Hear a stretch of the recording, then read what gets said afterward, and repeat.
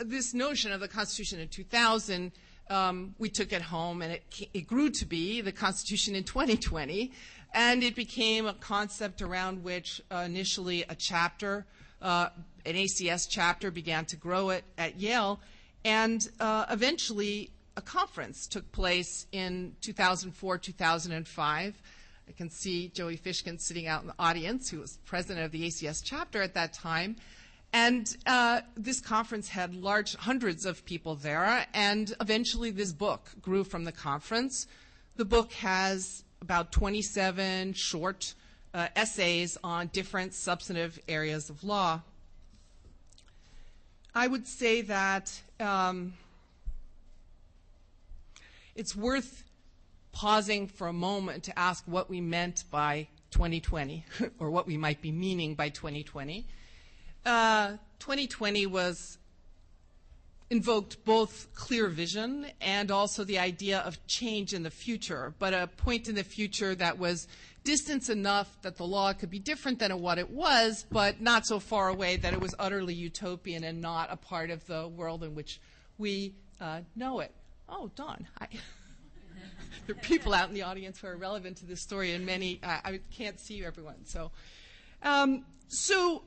this 2020 concept really became a way of freeing us, in a way, from the grip of the is. And we were very clear that we weren't in the Justice Department. We weren't giving a top-down bureaucratic account of change. The point was just to provoke people to talk about what the Constitution might mean, rightly understood. And this book emerged from that endeavor. So I want just to wind up my bit of an introduction here by talking about one of the ideas in the book, something that I don't know if people saw the Jeff Rosen New York Times Magazine story about progressive constitutionalism, focused on the idea of democratic constitutionalism, a concept, a concern that I've written about with Robert Post.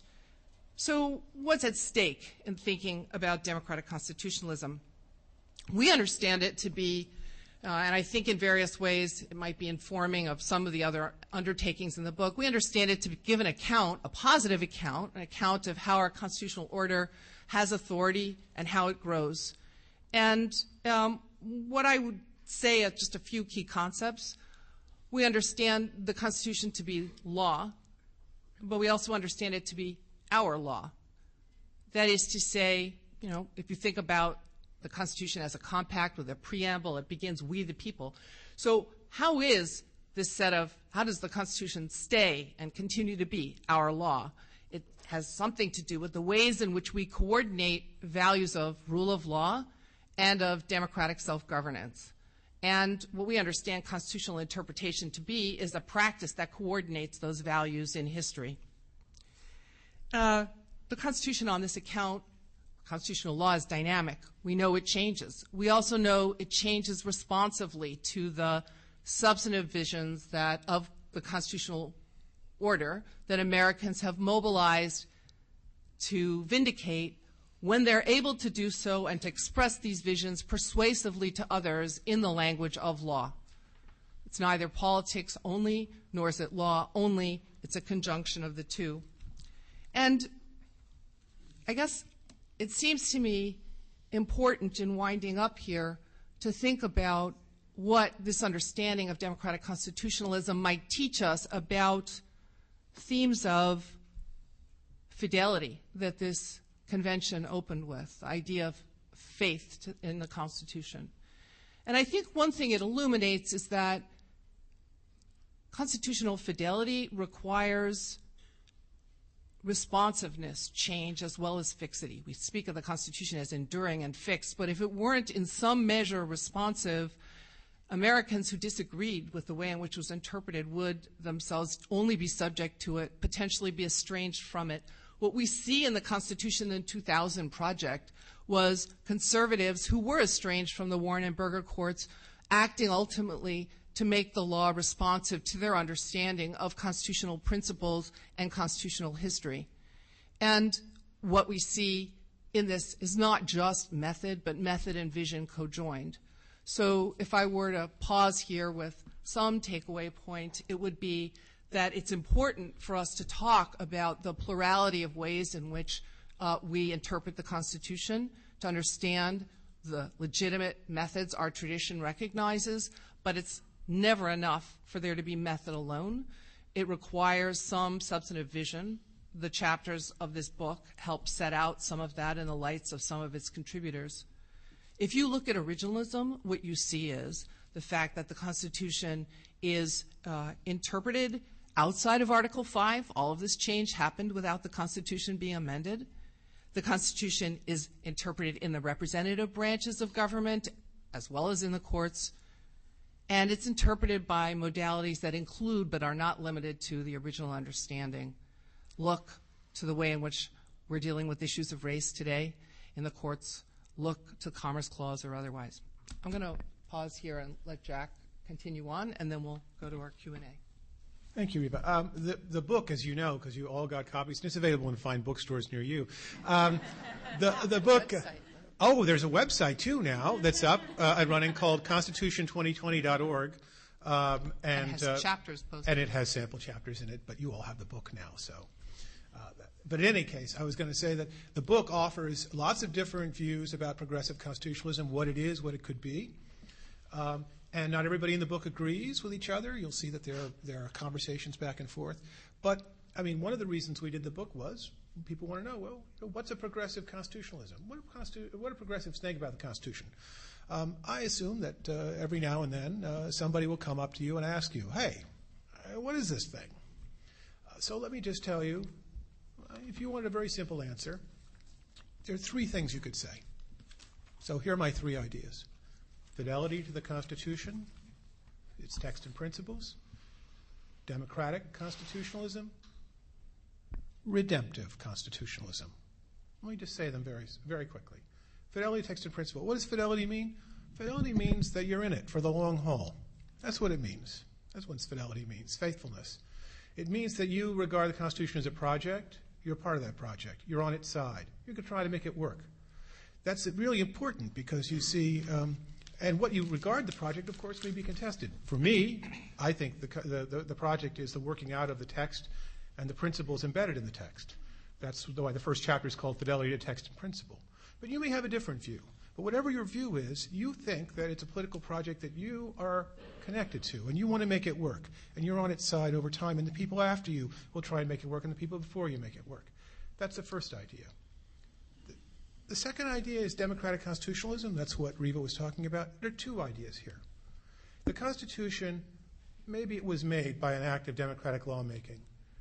One of the earliest, most democratic of its time. But you know what? All those guys are dead.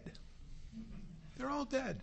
And the question is, why is it ours? It's ours because we accept it. It's responsive to us. It belongs to us. This ties the idea of fidelity. It's our project now. We have to do something with it. The Constitution has legitimacy because it's responsive to the present generation. That's what we mean. There's a second idea, too. The idea is that most of the building out of our Constitution over time has come through popular movements, social movements, through work by the political branches. This is the idea that a lot of the building out of the Constitution is actually quite democratic. And the court, I like to say, is like the husband in the French farce, always the last to know. The court follows along later on often. It's what really matters is it's the mobilized citizenry who have ideas about what their Constitution means, and they press for it, and eventually the courts realize what's going on, and they are responsive too. There was just an opinion issued by the Supreme Court yesterday where 5 of the justices said, you know, we hear that you can prove innocence with DNA. You don't have a right to that. 46 states, however, think you do.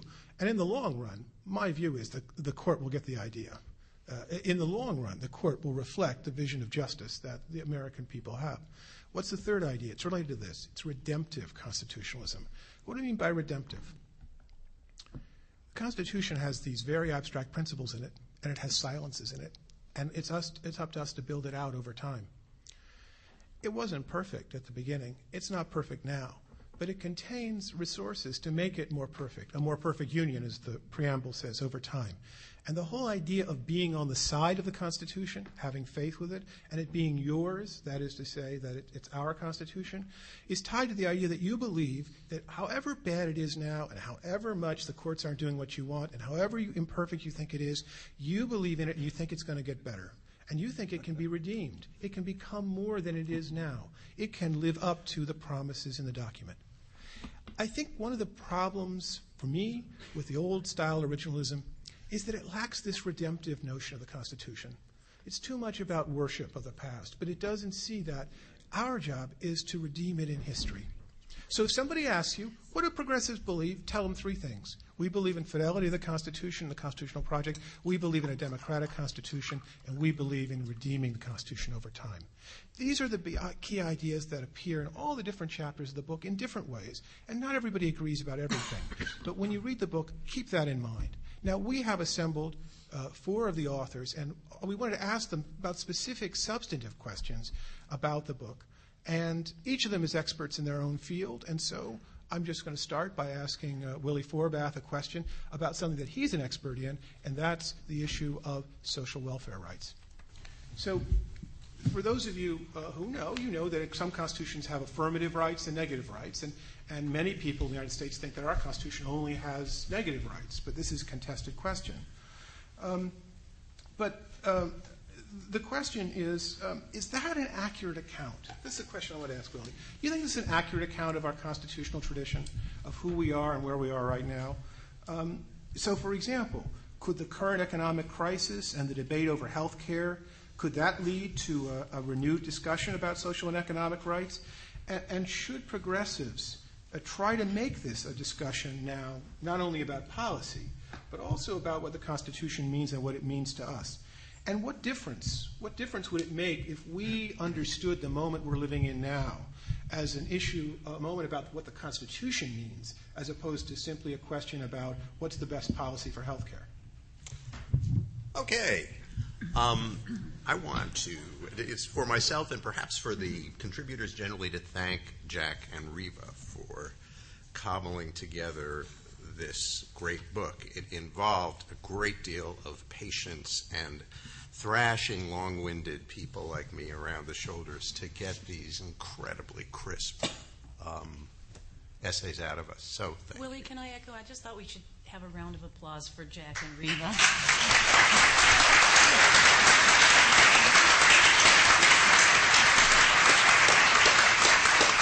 Okay, so down to business, right? Should progressives be talking about a right to health care? Not just a need, but a right? The answer is yes. Should they be saying the Constitution, rightly understood, somehow demands that this right be redeemed by the courts? No, I don't think so. Is it possible that constitutional law in 2020 will in some important way safeguard that right? Yes. And how should we think about getting there? Well, I start with Jack and Riva's, one of their first themes, the way new rights and sort of constitutional law catches up with new rights is a process that chiefly moves from the bottom up and not the top down. And if, to take another of Jack's questions, reform-minded progressive Americans don't talk about social and economic rights during this present economic crisis, it'll be the first time in our history that that will have been so. Right? In other words, every past economic crisis since the Panic of 1837, right, all the way through the Great Depression, saw Americans proclaiming that state and national governments had constitutional duties to reform the economic order, secure ordinary people's material conditions, livelihoods, opportunities in a much better way. Now notice what I described, the language was not ordinary Americans went to court to redeem their conceptions of their rights and expectations from government, so much as they went into the streets, they went into the legislative halls, They went into whatever public spheres were available to them and talked about the affirmative duties of government. We've forgotten, largely, how to talk about these things in the language of constitutionalism. Right? Progressive constitutionalism and the whole constitutional culture has become so court-centered and counter-majoritarian and anti-statist that, along with the conservative right, by and large, progressives are much, much better about talking about what government may not do than about what government must do, right? We disagree staunchly about what the may-nots are, but, right, willy-nilly we're on the same page about the may-not overtaking the ought, right? And this wasn't always the case.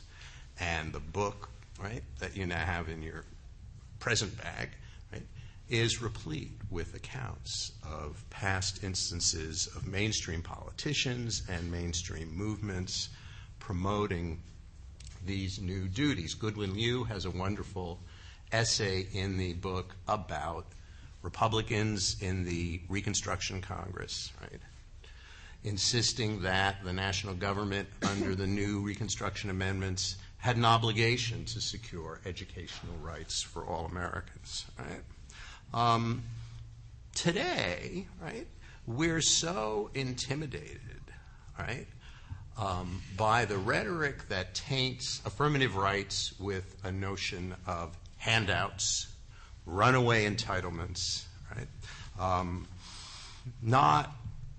That's not the way our sort of large constitutional tradition outside the court has understood these kind of rights. We've understood them more as initial endowments, right? And education is something you need in order to fulfill your duties, not a claim for a handout. And so, too, with many other social goods, right? We see them not so much I at least suggest, in the American tradition of thinking about these kind of rights, not so much as redistributions after the fact, as pre-distributions, right, that enable everyone, right, to get a roughly equal start in life and enjoy the kinds of security that make it possible to fulfill responsibilities and take risks, right? It's not an assault on the work ethic to say everyone's entitled to affordable health care. Right? It's rather a condition, a social condition, under which we can fulfill the work ethic, fulfill responsibilities.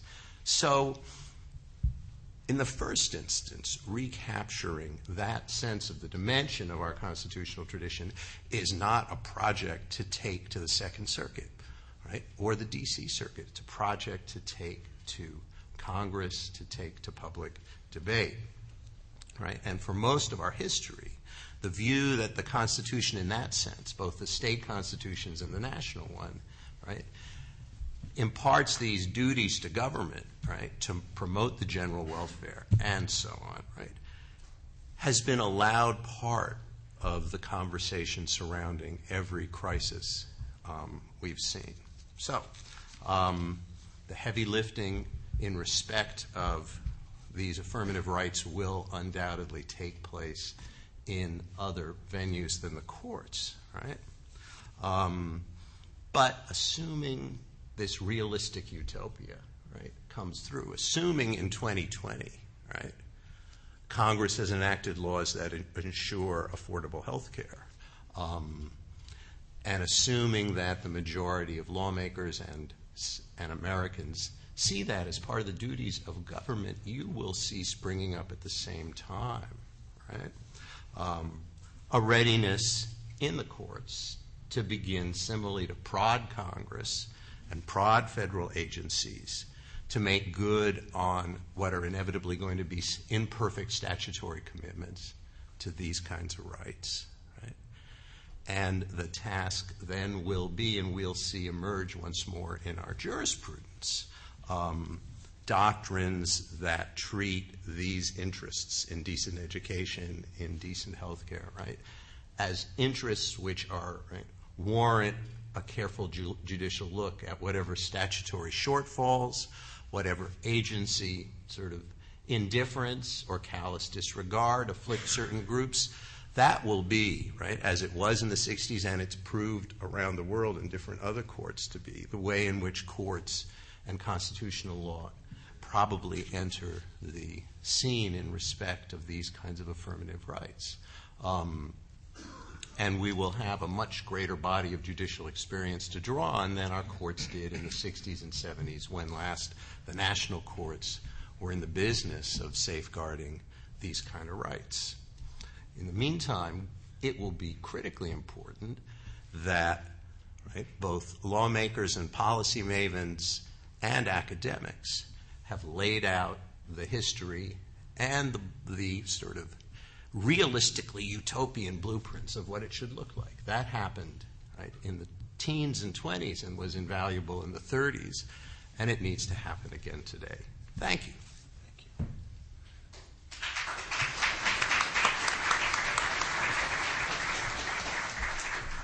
Rachel, I wanted to ask you a question about something you've thought long and deeply about, which is the issue of citizenship and also non-citizens. And your essay is a meditation on that theme. And the larger question I'm interested in is when is citizenship a proper basis for rights and civil liberties in the United States? I mean, your essay begins with a story about your mother, who was very badly treated, excluded from this country, even though she was a citizen. But it goes beyond that story and talks more generally about a series of problems having to do with citizens and non-citizens. And can we talk about constitutional rights without making distinctions between citizens and non-citizens? Would it be better to talk about membership in a political community instead? And then, of course, the issue of citizens and non-citizens is going to arise again, as you know, in the current debate over threats of foreign and domestic terrorism. Should we differentiate between citizens and non-citizens in terms of procedural protections we accord people who are subjected to surveillance or who are detained or who are accused?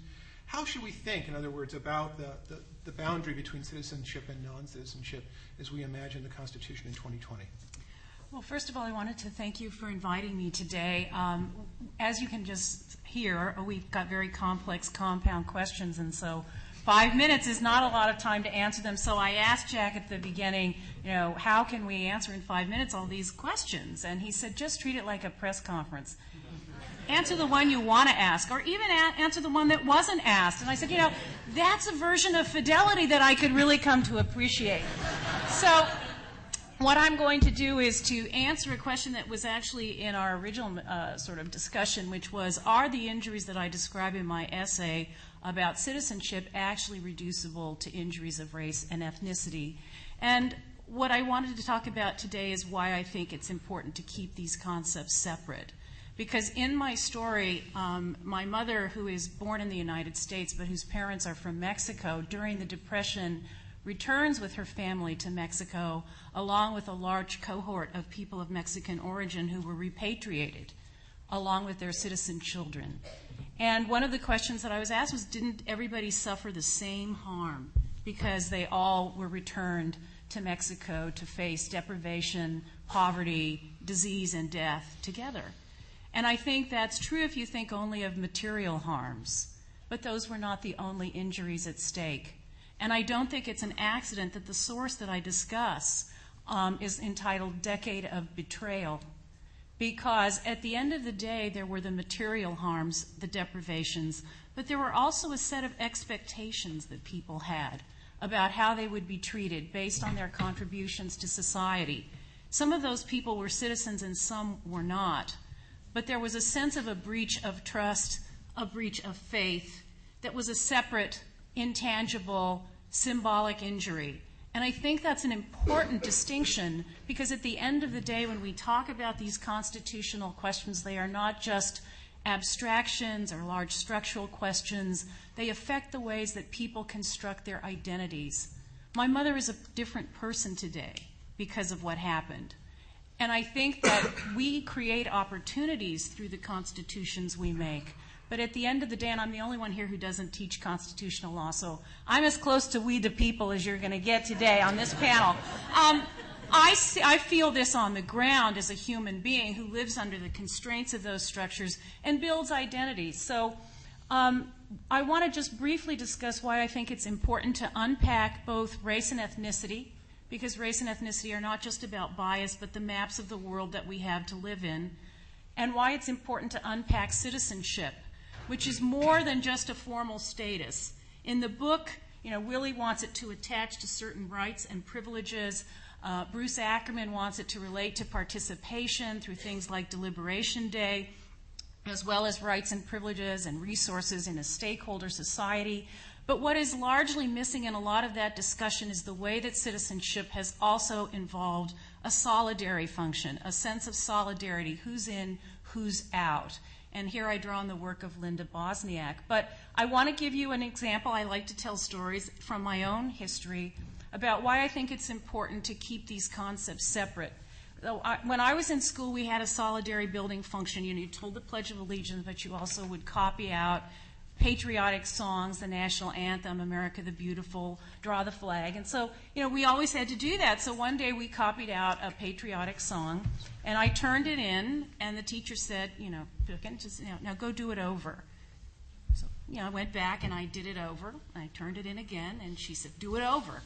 So I did it over. And the third time she finally took the paper and didn't say anything, and I had not asked, but I couldn't help myself. I said, why did I have to do it 3 times when everybody else just did it once?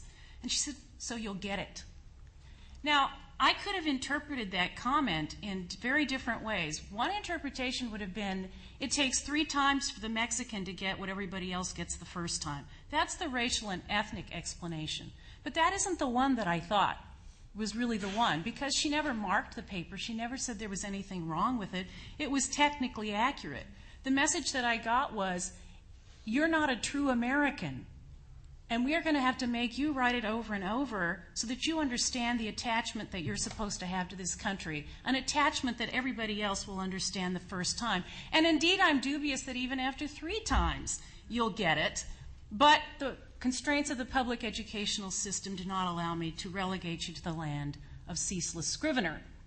Now, I tell you this story because at the end of the day, when after some set of experiences like this, I told my mother, I think that I didn't have just an injury to my racial or ethnic identity, but I had an injury to my sense of belonging as a citizen.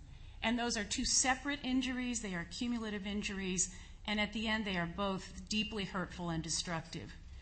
Now, I want to have a happy postscript to this story, because after my mother found out, even though she was extremely isolated by race and ethnicity in her community, she went to the teacher and she said to her, you're abusing my child. I'm going to file a complaint, and if that doesn't work, I'm going to sue you, but some way or another, if you don't stop this, I'm going to have your job.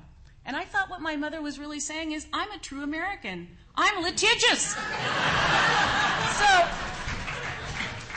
it would have made no sense for my mother to do this, except that around the country at this point, there were black Americans who had returned from World War II with a sense of full entitlement to complete citizenship, and they rejected the notion that this could be denied to them on the basis of race and ethnicity. And I watched them on a new device called television every night, chanting, coming together, breaking apart, but never giving up. And I think it was this use of both citizenship and racial identity in opposition to reconstruct our map of the world and our possibilities that made my mother's action as a true American possible.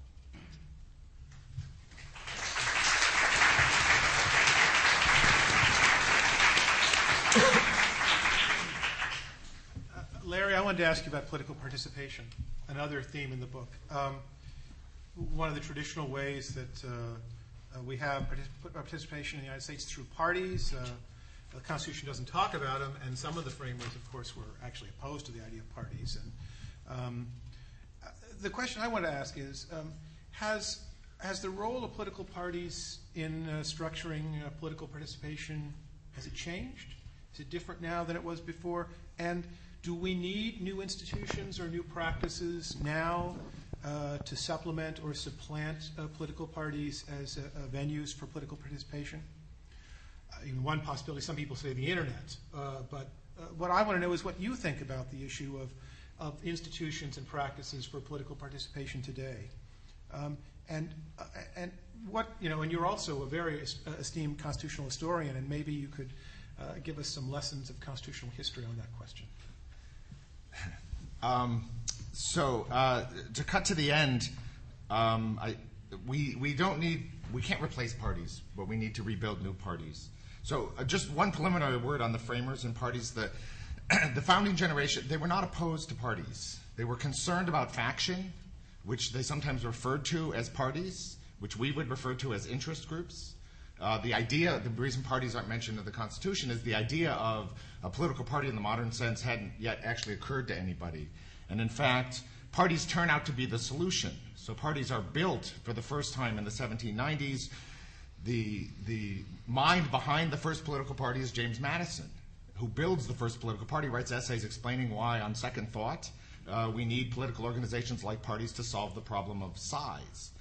And so one of the lessons that emerges from that, and it's true not just in the United States, but everywhere in the world and at all times, is without political parties, without viable political parties, there is no democratic government. There never has been. It's not possible to do it. What parties do is they connect people to politics. They are the mediating device through which ordinary citizens, beyond their vote or through their vote or with their vote, can feel connected to politics in a way that makes long-term democratic government viable.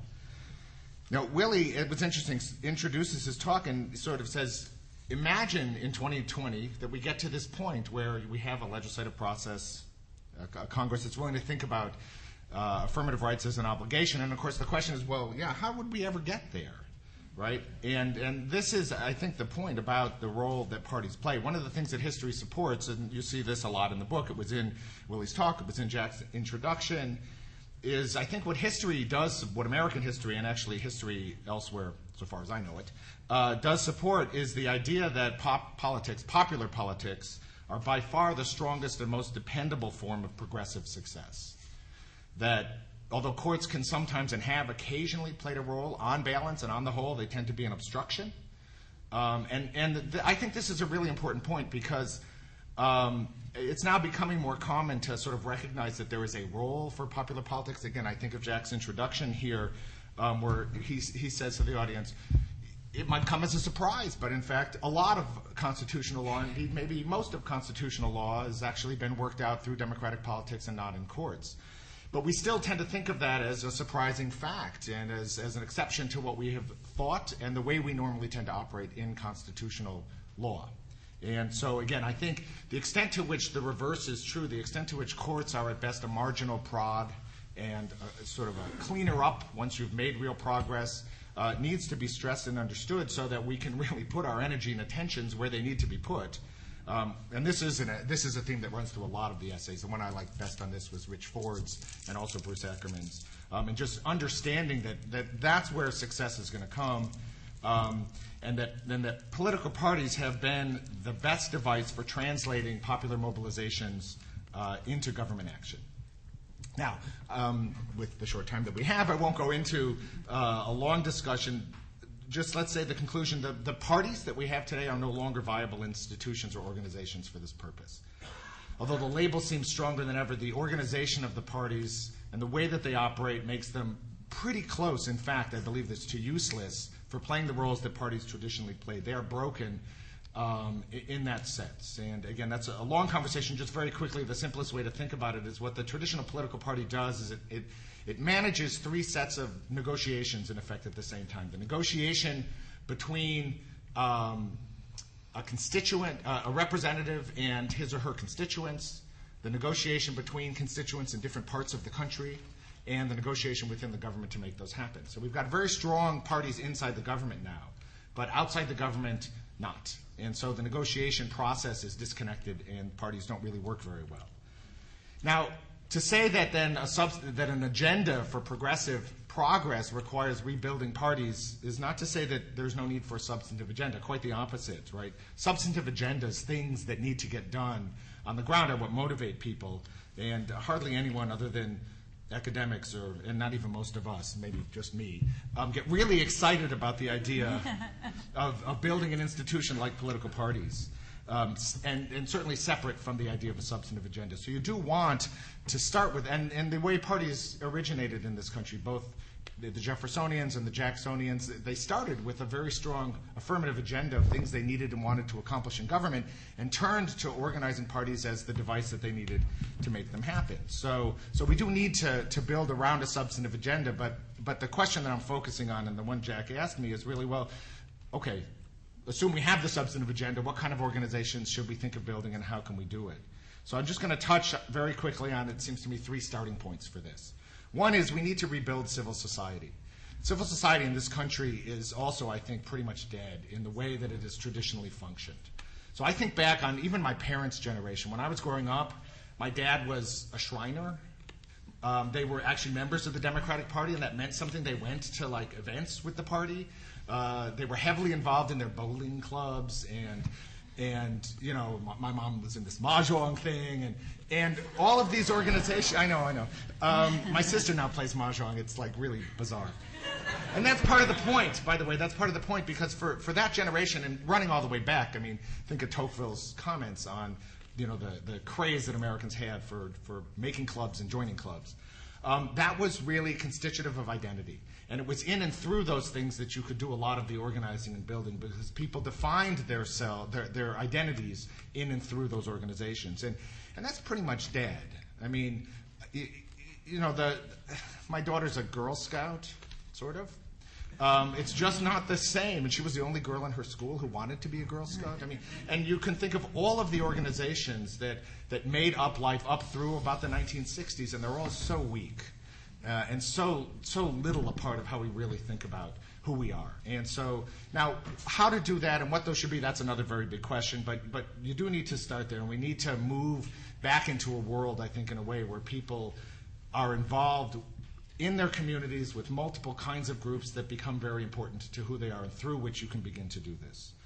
The second thing we do need to break out of some of the current pathologies that our parties have fallen into, because they're more an obstruction than a help at this point. And just the 2 obvious places to start are we really need to get rid of the districting system that we have, right? Get rid of the gerrymandering problem. And second, we need to completely rethink the way we're doing finance. The interesting thing with all the campaign finance reform, all of it, including the progressive campaign finance reform, to my mind, it all moves in exactly the wrong direction.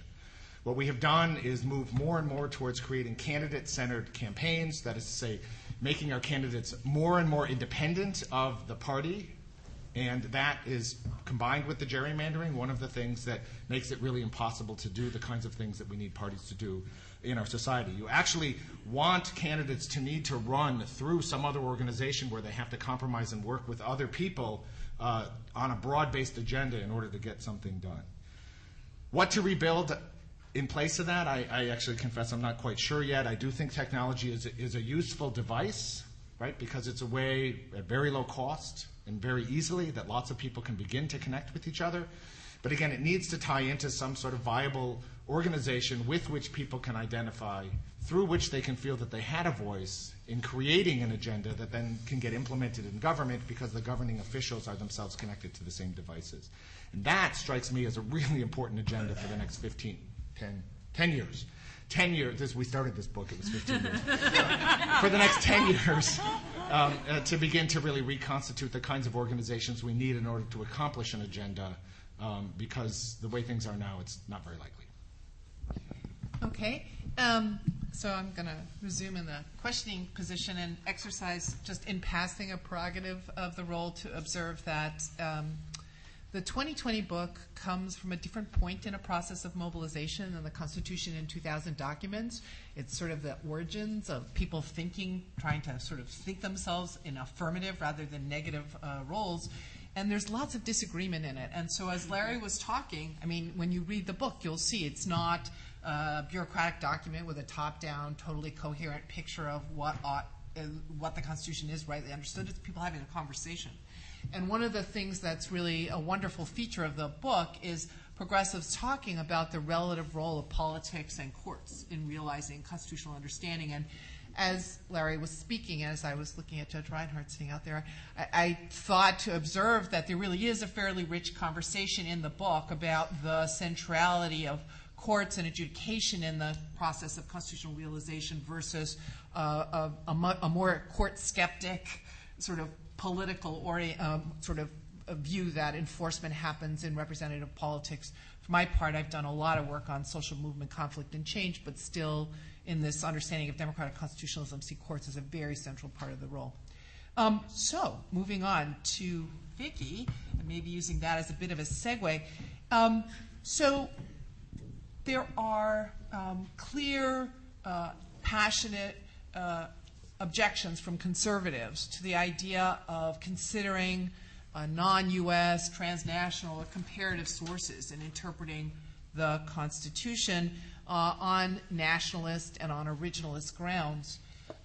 It's at least possible that persons committed to more popular understandings of the Constitution's authority might also find themselves possibly uneasy with the notion of focusing on non-U.S. sources, or at least uncertain about the ways in which that kind of a practice might connect with a more popular understanding of the Constitution's authority, or the understanding it might or it should be interpreted responsively. So our question to Vicki was to think about whether there are different progressive views, that is to say differences amongst progressives rather than between progressives and conservatives, different progressive views about the ways that comparative or transnational sources of law should play a role in interpretation of the Constitution. And here we're more focusing on judicial interpretation of the Constitution.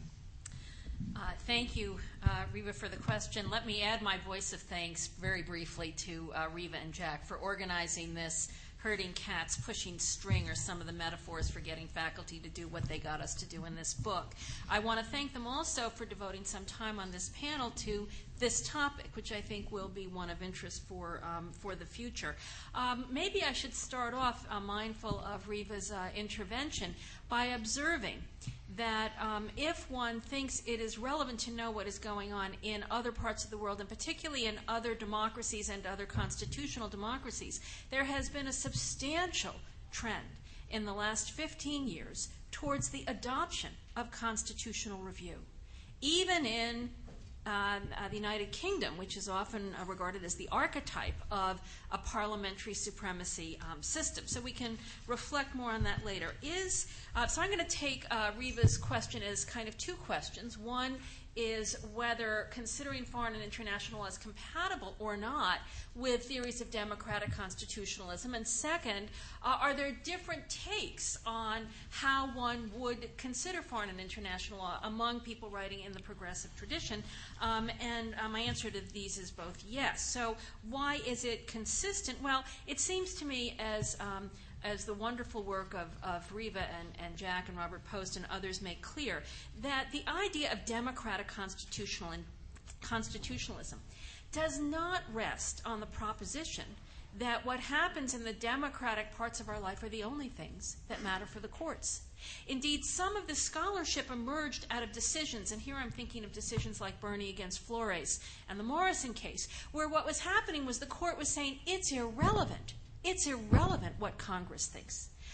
But to say that it matters, to say that the legitimate grounding of the Constitution rests on an interaction between what is happening democratically and what the court is deciding, seems to me to be a proper account and one that allows room for a range of sources. That's point one. Point two, very briefly.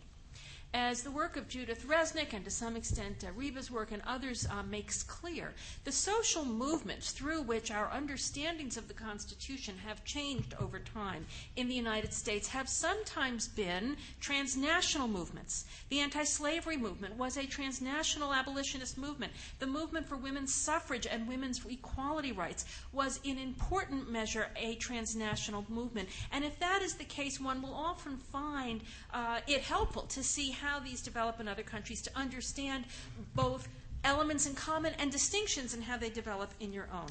Now, returning to the story of interpretation that I want to just briefly touch on, I think historically the practice of constitutional interpretation in the court has been and should continue to be influenced by multiple sources. The text, original understandings are part of it, its history, structure, purpose, how it's been interpreted and understood by the political branches responding to democratic mobilizations. The court also has looked at its understanding understandings of constitutional values and sometimes at the consequences of alternative interpretations. Foreign and international law fit well within this practice of interpretation in several ways. I'll take two. Values. The Eighth Amendment says no cruel and unusual punishment. Some of the members of the current court say the only measure of what is cruel and unusual is defined by the practices of our lived democracies in the states, the state laws, the sentences imposed by juries. Others on the court have said, I think more correctly, these are important sources, but not the only one, that the Constitution should be read as establishing an independent measure of permissible punishments that may check as well as respond to what's going on in our democracy. And in this way, looking outside can be a valuable reflective tool for judges to test whether the results of democratic processes in the United States are or are not consistent with this value of prohibiting cruel and unusual punishments. Another example I like to mention, more briefly, Justice Harlan's the first dissent in Plessy is well known. Perhaps less well known is his comparative reference, in which he says, "We Americans like to boast of our freedom above all other peoples, and we will not deserve that boast if we uphold this law," using the outside perspective to reflect on fundamental constitutional values. As to second factor, consequences of different interpretations, the insight here is constitutions and constitutional law are supposed to work. They are supposed to create a government that can work over time. The move to Miranda in Arizona, where the court held that warnings have to be given, that we all know from the detective shows that was actually upheld in the Dickerson case, followed a series of other cases that tried to apply a totality of the circumstances test to prevent coerced confessions, and the court decided over time it didn't work. And in that opinion, the court looked at how other civil rights respecting democracies that had functioning governments that were able to prosecute and convict criminals who did bad crimes, what they did, and said, you know, it turns out if you give warnings or you prohibit the police from taking statements, if you're not in front of a judge, you can still get evidence, you can still prosecute. That's a consequentialist kind of argument. I think of David Cole's work, in which he has argued, look at the consequences in other countries of allowing emergency regimes. Emergencies tend never to end. Look at the consequences of regimes that are allowed to target people identified as different when you're dealing with anti-terrorism. And some of these understandings of the consequences of these alternative moves, in part informed by foreign experience, give great weight to David Cole's analysis about the benefits of having, if you're going to have anti-terrorism measures, having them cut widely across the population. I could give other examples. I want to acknowledge that inferring consequences from practices is very tricky. A good lawyer, a social scientist can always say, but isn't there a difference here? And the answer is yes, but the point is judges are going to be and lawyers are going to be making predictions about the consequences of alternative modes from what they know. Generally speaking, it is better to know more rather than less, would be the point I want to make. Now, on the second question, which is whether there are different ways progressives think about this, absolutely yes, I'll give you three. Harold Koh has a wonderful essay in which he argues, as he has in many other places, for what he calls the selective incorporation of the best practices of international and foreign law in U.S. constitutional law. In other words, he says we should hold ourselves to the highest standards reflected in the reason of a global community. Now, how does one decide what the best practices are? And I want to suggest that in part one does that through the lens of our own understanding of what our Constitution is about. But there's a problem, or there might be a problem, and that is what if one's view of best practices, as we see them in the world, is incompatible with another source of interpretation of the U.S. Constitution, democratic constitutionalism. If there's a social movement that says people have a right to have guns, even if other countries turn out that their best practices are to actually control them, you have a conflict there. And the practice of interpretation suggests that there may be some benefit in staying open to a range of sources. A second approach, not represented in the book because it plays almost no role so far in American discourse, but which is actually quite important elsewhere in the world, is the idea that constitutions ought generally to be interpreted to be consistent with international law. This is a position that Michael Kirby of the Australian High Court has been advancing for 20 years. It's reflected in documents called the Bangalore Principles that a number of Commonwealth judges sometimes say they are adhering to. A recent case in Canada seemed to take this approach. And in contrast to Harold Koh's approach, or the third I'm going to mention, this one actually has a more constraining effect, you might say, because it gives the judges a rule: interpret where possible in accord with international law.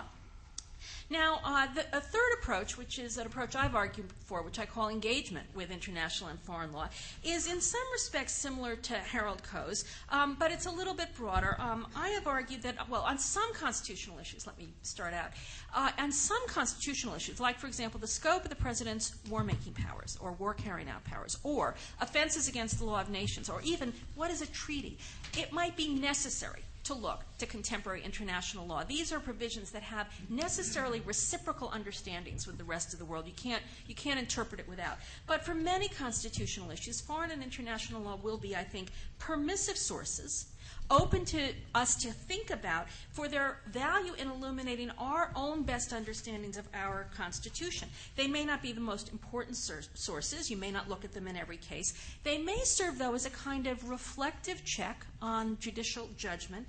They may involve practices to be distinguished as well as to be followed. One of my favorite opinions is passages in Justice Jackson's opinion in Youngstown Steel is a 2-page discussion of constitutional law in Britain, France, and Germany leading up to World War II, from which he draws the conclusion that if a constitution is to have emergency powers, the body that can authorize their use should not be the body that exercises the power.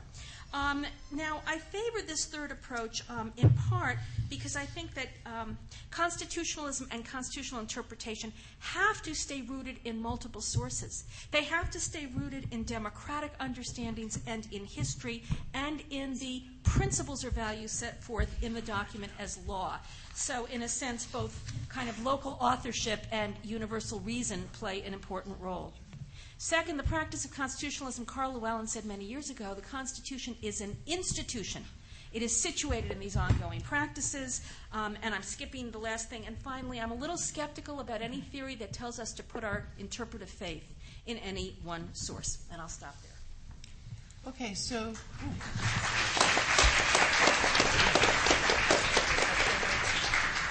I have one last question for the panel as a whole before we open it up to the audience. And that question concerns the ways in which we talk about constitutional interpretation when communicating with the general public. So conservatives have, for some decades now, used slogans like judges should follow the framers and act as neutral umpires, and they condemn activism, which they call legislating from the bench. They make these claims in the public space as if conservative judicial practice conformed with these, when often it does not. The question is whether it's sufficient for liberals to be pointing this out, or whether they ought to be engaging in the search for a simple slogan to communicate their own understanding of best judicial practice or the way in which progressives might have fidelity to the Constitution. We've already seen some possible candidate slogans. There's fidelity itself. There's the idea of democratic constitutionalism, redemptive constitutionalism. Is this the kind of conversation that we want to be in? Or is this one that we ought to be resisting and trying to draw the public into a different kind of conversation about the practices of constitutional interpretation and the relationship of the Constitution to the nation's history, the ways in which it evolves in history? So that's a question for the panel as a whole before we go to the audience. Any takers? Larry? All right. Why you looked at me? I guess I would say the following. So absolutely, right, you have to engage the public in this debate. On the other hand, I do resist the idea that it's a stupid public that has been fooled by simple slogans that is the issue, because, of course, controversy over how the Constitution is interpreted didn't emerge in the 1980s. It has existed for quite some time, and there were periods when the public was perfectly happy to embrace, say, the Warren Court for a while. I think what those slogans do is they do capture a deep discomfort that many people have with the particular role the court has come to play. So it's not that people don't understand what underlies the slogan. I think actually they do. Now, do they understand the ways in which the particular practices the court actually continues to engage in don't actually match up to what they're discomforted by? No, right? So that is a part of the conversation, and that needs to happen. But to the extent that you want to move constitutional interpretation in a different direction, if you don't engage the public in some, that is, say, inform, create, and then boil down into slogans that similarly reflect a set of understandings, then you're not going to get very far. So I think it's critical to do that. I mean, even in my world, where I don't think courts should be playing quite the role that we often want to have them play, they're still playing a role, and you still need people to understand and accept the kind of role that they play. Part of this may be an issue about the practices, the areas where it matters to talk about the Constitution and not just the question of method. I think one of the things that is confusing about the last 20, 30 years is that it seems only to be a question of method when method has become powerful in politics because it's associated with a set of substantive changes of constitutional law that we're moving people. Willie, but one other quick thing, which is redemptive constitutionalism and democratic constitutionalism, not really very good language to use if you want to have popular. I mean, you do need to use a language that will work in popular politics, and it's not typically the kind of language that we as academics use. So there's this question. So, Vicki earlier was suggesting, go for it. Well, I thought it was a great question, and what I said earlier was I'd go to the preamble. Preamble says the Constitution is about establishing justice. That's a pretty good interpretive direction, right? Why not read the preamble as telling us that the Constitution should be interpreted purposively? Lots of other constitutions start out by defining who the people are. We are the people of the land between the two rivers. We don't do that. We say, by the way, I think that's beautiful. It's from Iraq. We say we have purposes in mind. And our purposes, they're pretty good. More perfect union. Common defense. We want to be effective. We want to have defense. Promote the general welfare. How do you do it? It's healthcare, education, and establishing justice as an important interpretive approach. So that was my response to Reva's question. Yeah, the preamble has served progressives well, often. So I think. So we should be preambulatory? Is that Something like that. Something like that. Did you want to say anything more? More than seconding that- Vicki's point? No, I'd go for justice and the general welfare, too. Well, I guess I'd like to just say that, I was just actually at a teaching conference for new law teachers in a separate capacity. And one of the things, we had a keynote by Judge Guido Calabresi, and he said the wonderful thing about being an academic is they say, speak the truth though the heavens fall, but you can speak the truth because the heavens won't fall. You're liberated by your irrelevance. And then someone said, but it's much better to be irrelevant after someone reads what you've done rather than before. So what I want to say is I think, in this other volume that you got, we have a quote, all of the methodologies that will be discussed, properly understood, figure in constitutional analysis as opportunities, as starting points, constituent parts of complex arguments or concluding evocations, and this is Lawrence Tribe. And I feel very much that way, that I will come up with ideas, this book comes up with ideas, but making them relevant is really a very different process. And it requires outreach. I think of what Spencer Overton said last night. It was the breaks that he really got into, meeting people, talking. And I think a lot of you live in a very different world than I do, and I would think you would have a lot better ideas about how to make some of this relevant. But I do want to say that as someone who, has not taught constitutional law, I find more evocative some of the things that Vicki said, like we the people, but also the American dream, because I think we're at a point where the sense of American confidence and optimism has been jeopardized, and I feel very sad about that just as a person. And I'm looking for things to do, and I think to myself, I feel like I should be doing more, but I don't know what to do to recapture my sense of American optimism. And at the end of the day, I think that's something we do in communities, through outreach, through our individual decisions. But I think a lot of people are looking for guidance and a blueprint, and we need to move beyond the audacity of hope, but we have to do it in a way that people feel is feasible for them in their everyday lives. Well, all of us on the panel here are convinced that whatever this form of talk is, it's going to emerge in dialogue with people well outside the precincts of this conference and this room.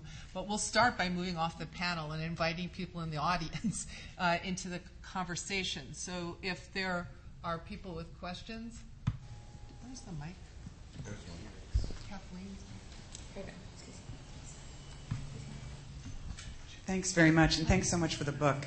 This might be a slightly off-the-wall question. I'm a sometime constitutional litigator in California. I work for the San Francisco City Attorney's Office. And I have done some federal constitutional litigation, but by and large, most of the constitutional litigation that we engage in is under the state constitution in state court. A couple of decades ago, Justice Brennan wrote a famous essay in which he called upon progressives to really attend to the state constitutions. And we talk about the Constitution in ACS, but there are in fact 51 of them. And my question really is whether there's a movement among scholars to think seriously about, progressive scholars or whatever, to think seriously about how to engage the state constitutions in improving people's lives. I'll just start out by saying that there are two ways of thinking about state constitutions. And one way to think about state constitutions is states are individual political entities, and they have their own constitutions, and they have their own values, and the people of a state should be able to figure out how they want to live under their state constitution, and litigators should be trying to make use of the values and the principles in the state constitutions to do that. That's one way of thinking about it. Another way of thinking about state constitutions is that state constitutions are part of a general constitutional system.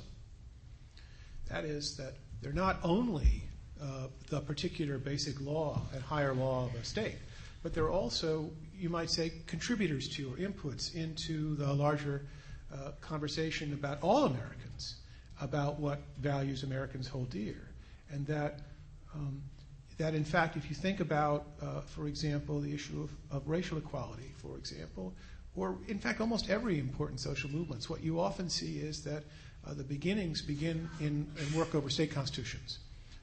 And this is not, by the way, to denigrate the importance of the state constitution as the governing charter for an individual state. It's that it's just so much more than that. It's also a way in which lots of people participate in shaping the views of all Americans about the liberties they hold dear.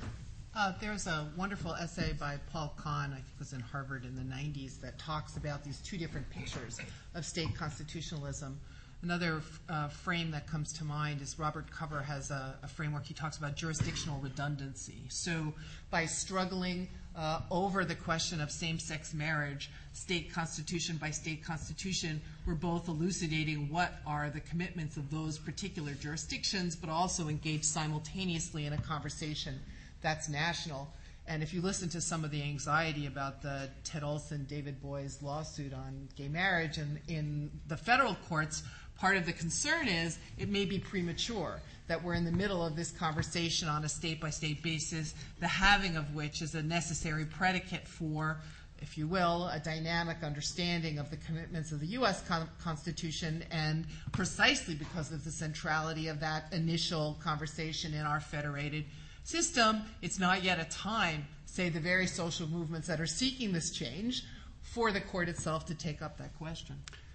So a little closer to earth, but in the same spirit as what Jack and Reva said, is this, that and I'm sure there are people here in the audience and at the conference who know much more about this than I do, but certainly the project of trying to make more equal educational resources that perished in the federal courts with Rodriguez has kind of continued, and many new lessons learned in the state Supreme Courts. And so there is, to answer your question directly, a pretty interesting, pretty rich academic literature about what's changed in the way courts have tried to reform large-scale government institutions like school systems in a way that's not so top-down, right? Not the sort of judicial sort of decrees that are mini statute books that detail everything about how to change your prison, hospital, or school system, but instead involve much more subtle sort of and canny, right, ways of empowering different stakeholders in a state school system so they have more bargaining power, but the court doesn't say how you reform the schools. Those kind of experiments, learning more and more about what courts are good at and not so good at in the way of transforming educational institutions, has gone on in many states and has generated a great literature. Good ones in the back there. I wanted to hear from Larry, because in popular constitutionalism, you never discuss the initiative process, which in California I think has been just disastrous as a way to amend the Constitution, and you've been very quiet, and I was wondering why. Only in writing. First of all, the idea is, and my idea has never been more democratic is always better. This is, again, the Madisonian balance. So the initiative process is a disaster because it loses the mediating devices that are pretty critical to make democratic politics work. One of the things we didn't get to talk about on this panel, though, that's raised by the question is the complexity of American government, which is quite difficult, is politically neutral in the sense that any party, progressive, conservative, wherever you are, if you have lost the ability to push your political agenda in one source, there are always other places you can turn, and that was what was motivating Justice Brennan to take that position when he did, which is the federal courts had become pretty hopeless on the whole, and so it was, well, maybe there's more room for progress at the state level, as there has been in many ways. One interesting historical point, I think, the emergence of judicial review in a big way happens in the mid-19th century in the state courts. And the state courts in the mid-19th century are a very progressive force across American politics. The ironic reason is it's because judges have become elected. And that empowers them in a way. And the idea, the role that elections end up playing as politics and the way we finance them goes south no longer function that way, but it is this wonderful irony that it was the democratic empowerment of the judiciary at the state level in the mid-19th century that opened this up, and then the federal courts followed at a later point in time using judicial review of courts in a very unprogressive way in the late 19th century. So again, there's no politically predictable valence. It's just an opportunity, and people use it when they can.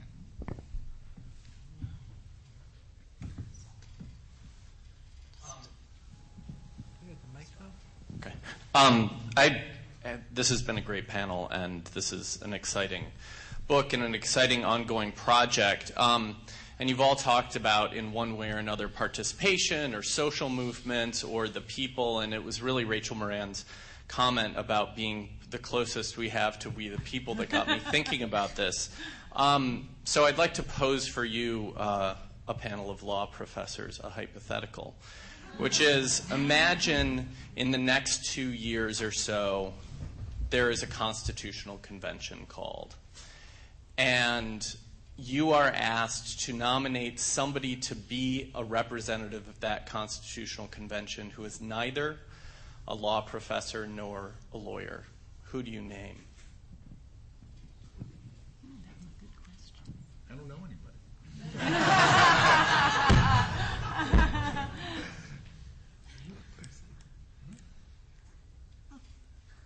I would ask, okay, I am close, but I actually, apart from, I don't know how many people get to come, but I would certainly want some people who were more oriented to other disciplines. So, and they're still experts, but so in that sense, they're not totally representative. But I think people who think hard about political philosophy and about political science, people who think about sociology and structures of society, I don't see law as insular. And for that same reason, I don't see myself as inspired wholly by the text of the Constitution in any respect. I would certainly want it to be very intergenerational. And there's another quote, I think it's Vulcan on Vulcan or something about, in this book about what we do for the next generation. The conversation between past commitments and present generations is at the heart of constitutional interpretation. So I would want it to be deeply intergenerational. I definitely would want people who understand international questions, and also the rise of the internet as a powerful force. I don't believe civil society is dead. I think it's changing addresses. And exactly how that's happening, I may not understand as well as some other people. So it's hard for me to pick just one, but I have an idea of who besides lawyers and law professors I would want there.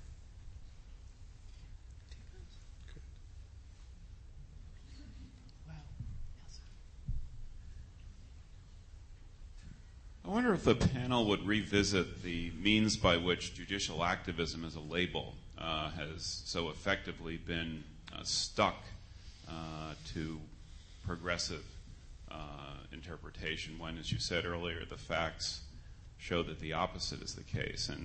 And what is the process by which you might begin to reverse that, either in terms of history, as Professor Forbath has looked back to, or also, I think Larry Kramer was pointing out that perhaps there is some more popular view that supports that, but I think it's something that an organization like this ought to be able to turn around.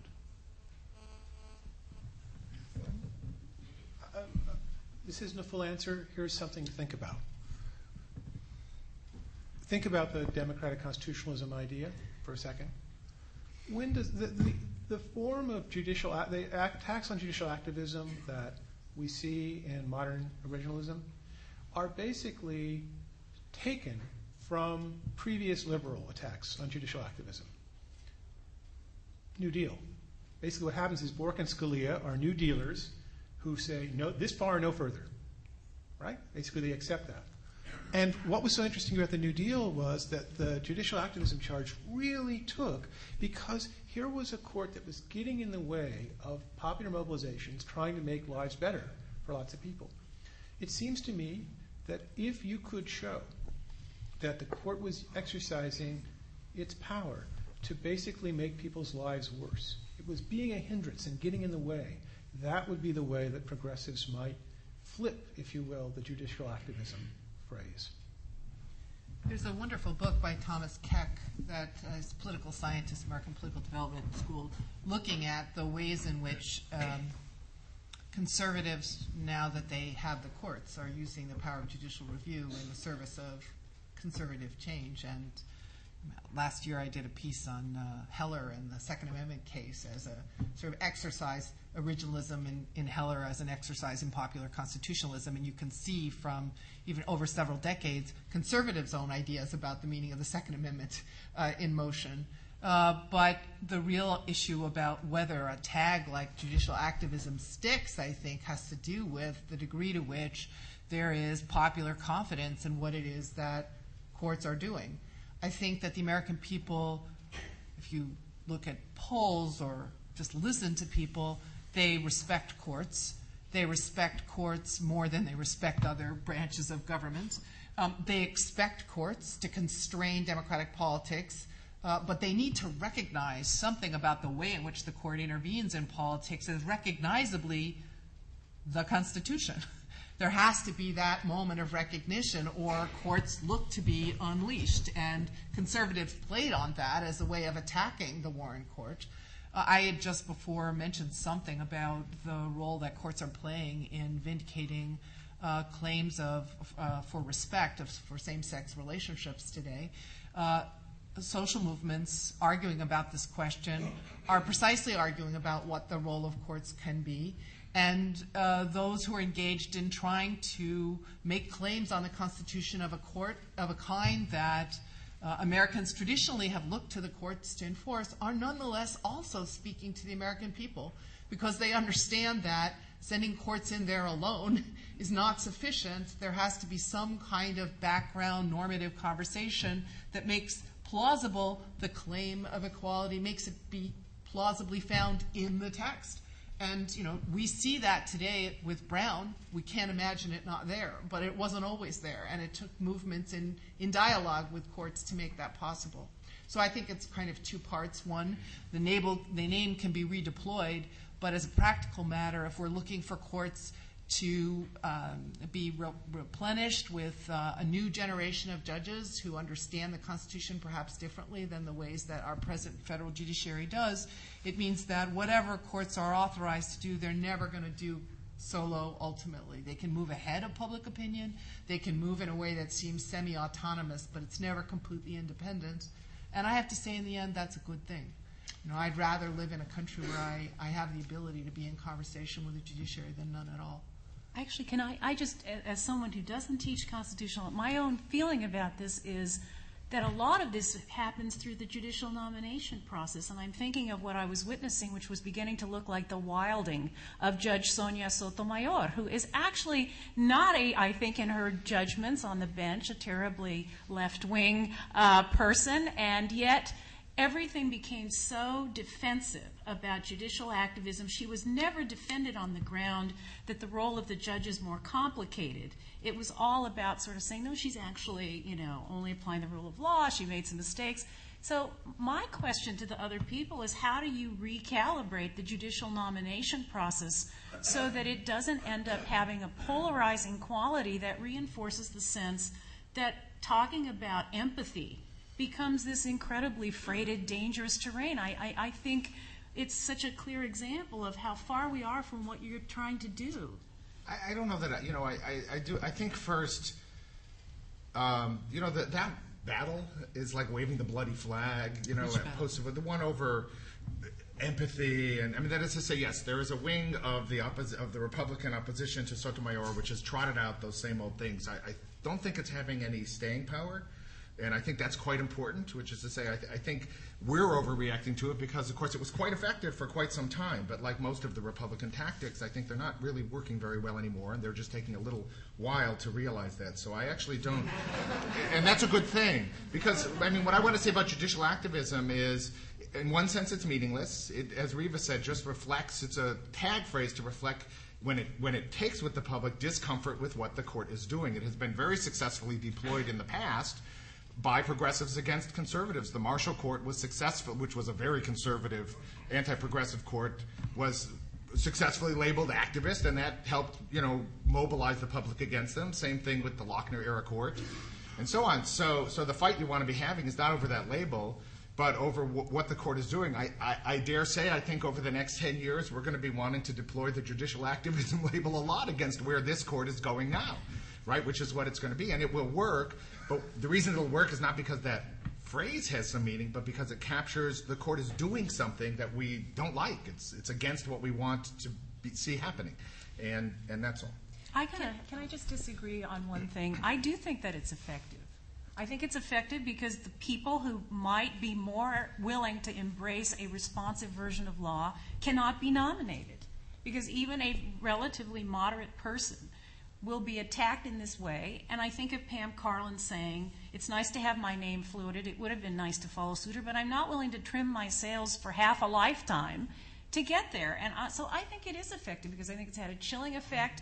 You can have people who are very openly in favor of judicial restraint and formalism and textualism who get through the process as having a legitimate philosophy, and people who have a different philosophy, more akin to what we're discussing today, are seen as outside the pale of an appropriate discussion. And I guess, Rachel, I just want to say that I think that philosophy and method has been used as a shorthand for underlying substantive vision, so that it's not that this has been efficacious because the public, having spent a year in 1L classes, is really differing with the nominee about their actual substantive interpretation method of interpreting the Constitution, but rather because the nominees are being associated with certain sets of substantive outcomes which the public is being moved to resist. And so the way to make it possible for the administration to appoint a wider range of nominees has to do with not only having the conversation about method, but also having the conversation about substance. We sort of opened up saying it was both. That's it has happening. To be both. It's just going to take a little time. You've got to be a little patient with democratic politics. I've been waiting a long time, Larry. Well, I think there's been it's true, but because for a long time we were way out of sync, but I think 2006 really began a major shift, which if you think about the way American politics works, if it's big and good, will take a few more years, but then last 20 or 30, as the conservative wave did. Now, let me just link this to something that Willie was talking about earlier. He sketched for us how we might move in 2020 through legislation to revised understandings of the rights protected by the Constitution in a more embracing way. And as he was talking, I was thinking, well, but we need to defend the ability of legislatures to move us in that direction, because rights can be deployed as they were in the early New Deal to defeat progressive legislation. And then it led me to think, in the context of activism, about Barry Friedman's work on the sort of, one of the things that seems to me to have happened in the New Deal is that when the court was striking down statutes, people, not just members of Congress, people were upset and they made their voices known. When the court invalidated the Religious Freedom Restoration Act, when the court invalidated the Violence Against Women Act's cause of action, I don't know that there was a big popular objection. And this leads me to the point I'm getting to, is the importance, if we're going to have major statutory work on, say, health care, the importance of building public support for it, and of designing a system that works, that's efficacious, that people become attached to. Because the first stage in constitutional adjudication is going to be to protect that legislation from being invalidated under existing understandings of rights. And this has occurred in other countries where public health systems became regarded as inefficacious, and they were attacked on, it deprives me of my individual liberty to get my health care in a different way. And that's what we're going to face first, and it's going to be the judicial activism against the legislation. So we need both to think about changed conceptions of rights, but also defense of legislative power in a way that democratic constitutionalism provides ample support for.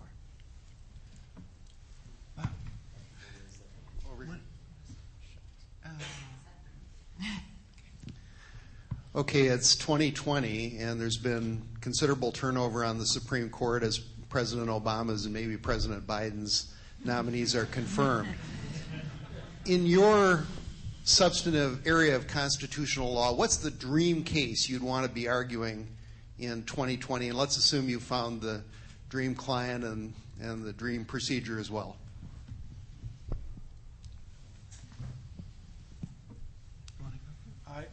I'll use the law professor's prerogative of fighting the hypothetical. Let me tell you why. You know what my dream is? My dream is we get health care passed in the United States protecting the welfare rights of Americans.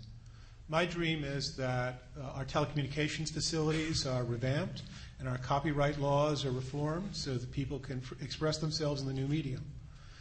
My dream is that we revamp the way in which we deal with the current problem of terrorism so that, in fact, there's some degree of humanity and decency in the way we deal with the problem. All three of these things, right, the war on terror issues, the issues of social rights, and the issue of freedom of speech, telecommunications, are all things that will be done through the democratic process. It won't be done by somebody arguing in front of the Supreme Court and getting a landmark opinion. It may be a landmark opinion that allows the legislature to do things and fights off the kinds of things that Vicky was responding to. And it may be, in the case of telecommunications and internet, some way of facilitating the development of technology that allows people to engage in political participation in such a way as to make them freer. I've been paying an enormous amount of attention to what's going on in Iran and the ways in which technology has made it possible for people to assemble in ways they couldn't before. It would be wonderful if our policies for freedom of speech took into account what we might call the infrastructure of free expression, the technologies and the forms of regulation that make it possible for people to organize and express themselves and be creative. So that, unfortunately, is my answer to your question about the Supreme Court. I want to add, I had somewhere a while ago adverted to the fact that there are differences in the book. I would say most everyone writing in this book treats very seriously the role of popular movements and representative government in vindicating constitutional values in addition to the courts. And then there's differences among us as to how central or significant a role courts might play. So as Jack was just speaking, I was thinking about a conversation I was having last weekend with Kenji Yoshino about the extent to which movements relied on courts, for example, to deal with Prop 8 in California and the gay marriage issue. And what I was saying was, and this is my court hat, student of Owen Fisk's side, is that if it's possible in politics now for legislators to start recognizing same-sex unions, it in part was enabled because of the very special role that courts played in some states in requiring recognition of of expanding the institution of marriage to include same-sex couples. That is to say that one way of understanding what judicial review was about is negative rights and limiting politics. And another way of understanding what judicial review can do is tutoring politics. That is to say, helping support and nurture the constitutional dimensions of our politics.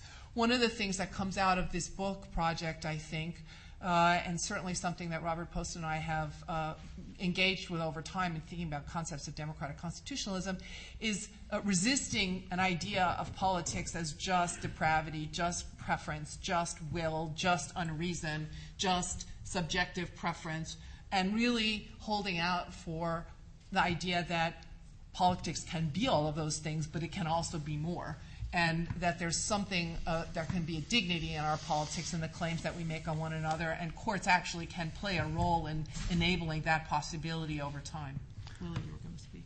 So, again, mine will bring closer to earth the same answer that I think Jack and Reva have given, which is, so my ideal candidate will be Irma Rodriguez and a class of similarly situated, my ideal client, of similarly situated Texans, unable to work and earn a decent livelihood in 2021. And the case will concern a statute that progressives love to hate. But it'll rely on that statute because in the intervening decade, right, progressives in Congress will have reformed the personal responsibility and work opportunity statute that ended welfare as we knew it and was signed by another Democrat, Bill Clinton. So the statute, right, is something I think progressives can work with to get to the nitty-gritty of how in Congress to make good on these affirmative rights. So the statute will have been reformed so that while it still gives money to the states, it constrains states to use that money far more than it does today, and to use it in service of enabling people to earn livelihoods. And so the lawsuit in 2021 will say that there is a fundamental interest in earning a decent livelihood under the Constitution, sufficient to warrant some serious judicial scrutiny about the way Texas is using that money, right? And so we will have sort of no longer either have a statute that leaves the states free to use money which is rhetorically directed toward social provision and work opportunity in any way they please, and we'll have a judiciary which, because of the way that statute has been beefed up and the interests that animate it sort of dignified more, will be able to bring suits like that in which a federal court will say to the state of Texas, just show us how you're using the money. And we won't tell you precisely how Irma Rodriguez ought to be served by your programs, but we'll require you, right, to come forward with programs that genuinely fit the bill. And if you don't, right, then we will sort of turn it simply into cash vouchers for the Irma Rodriguezes of the world. Are you going to just go in? Would you want to fill? No, I guess I wanted to build on Willie's answer because for me there would be a series of cases that would revitalize our understanding of equal protection and due process, and they would do that in several ways. One is we would no longer have these sort of rigid notions of identity in which you're black or you're female. We would recognize the complexity of identity and the ways in which multiple forms of identity can affect a person's life chances. So that would be the first thing. The second thing is I echo Willie's notion that our willingness to treat class as sort of wholly political in a society where I think the concentration of wealth is one of the greatest threats to authentic democracy, I would very much want to see some changes in that. I would also like to think about revitalizing our notion of national origin and not treating it as simply some other kind of version of race and ethnicity. I would want to rethink the idea of kind of these tiers of scrutiny that rigidly distinguish among identity traits. And I think finally I would want to think very carefully about the ways in which equality is linked to liberty, and this is part of an essay that Riva and Jack together have in the book, so that we understand that conditions of equality are not just there for no reason, but they're there because that's what enables us to be confident enough to be free and to develop as individuals. And I think the ways in which we have pitted liberty against equality have been extremely damaging, not just to the people in this room, but to our country. So I would want to see a series of cases that forces us to have a richer and more textured account of equal protection and due process as fundamental to our sense of belonging and identity. Do we have others on the panel? I don't think there's one ideal case, but I want to mention a set of 3 kinds of cases that we haven't put on the table yet in areas where it might be where the democratic processes may offer much less hope of moving towards justice. And those are treatment of cases like the one we had earlier this week, a plausible, I gather, claim of innocence, not having read it in detail yet. DNA testing not available in that state. 46 other states decide this is something that justice actually requires. And a court that says no. So a court that actually sees it as part of the role of justice to always have the possibility of a judicial reexamination of innocence, number 1. Number 2, punishment.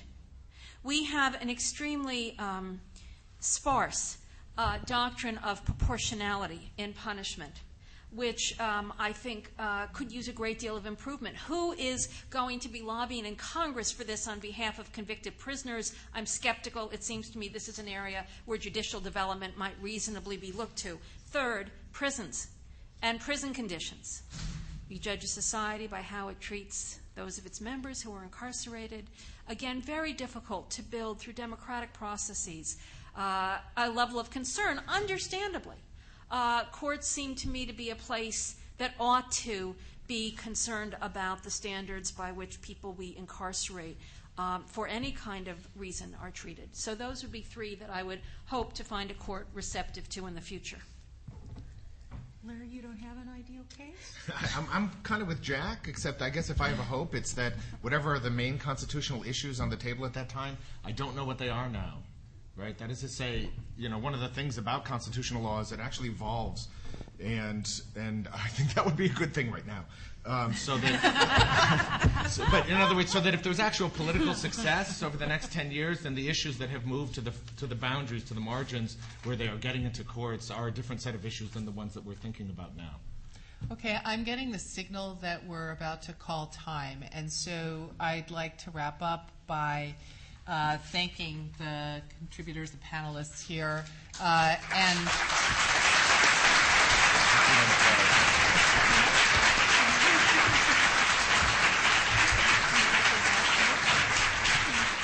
I just urge people to take a look at, there's 27 essays in the book, so there's effort, and the point of this was to try to encourage people to do the same in their own areas of law.